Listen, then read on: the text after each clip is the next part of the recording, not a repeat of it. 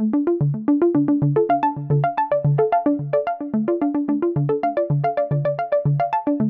I'd like to discuss the Omega Memomatic, Omega's take on the mechanical wristwatch. These were produced by them in two case types, a much larger cushion case and this small version of the pilot case.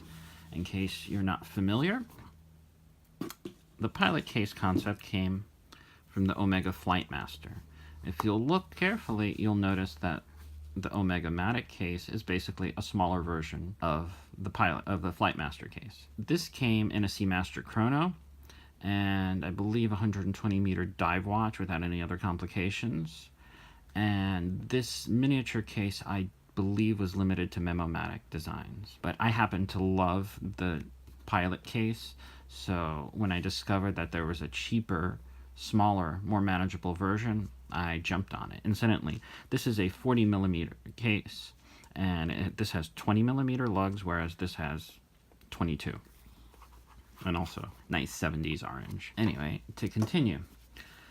I have a separate video that discusses the movement in this watch in great detail, and the link should be on the upper right. But here we'll talk about concept. The Omega-matic was a very different watch from the JLC Memovox of roughly the same vintage. These watches had two different concepts. They worked differently, and I believe basically they targeted different types of customers. Let's start with the Memomatic because that's our main watch of the evening. Now, how this works is you have two dials. You have the equal sign here, which is a minute hand designator, and the arrow, which is an hour hand designator. And it's a fairly complicated process. Now, the crown does different things depending on the position of this. Now, this, right now, it's depressed all of the way in, and that is the off position. To turn the mechanical alarm on, to set it to go off when it hits your desired time, you pull it out to this position.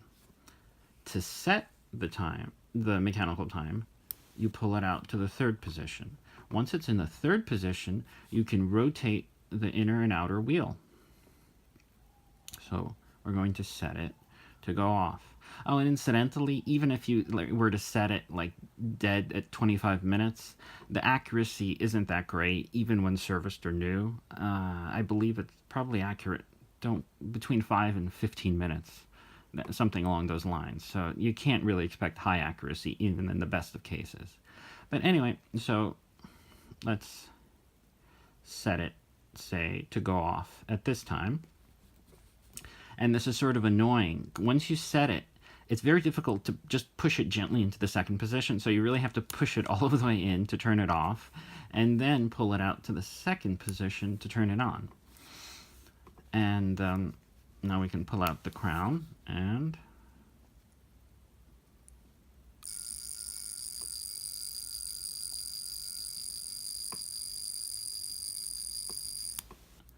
that's how you turn it off, and you can turn it back on if the power reserve is still there.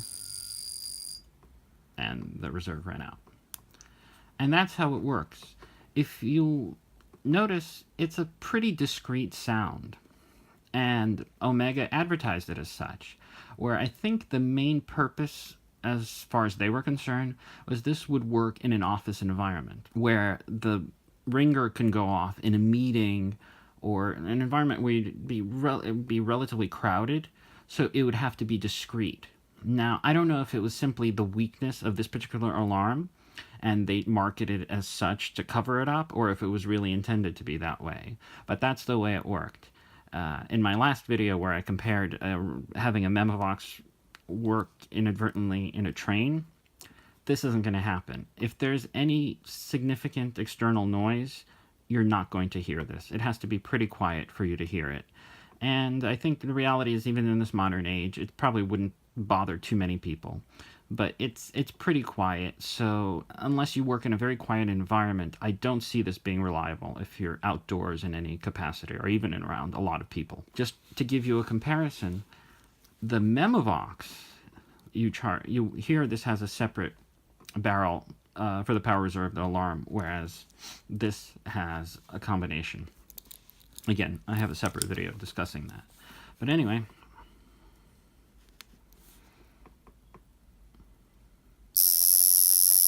much, much louder.